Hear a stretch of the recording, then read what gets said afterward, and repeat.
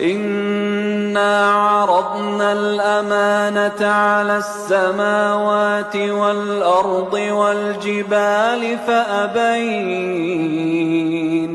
فأبين أن يحملنها وأشفقن منها وحملها الإنسان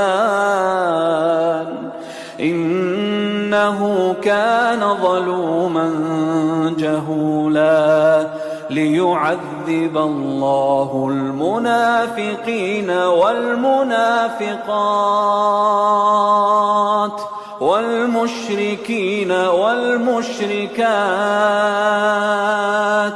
ويتوب الله على المؤمنين والمؤمنات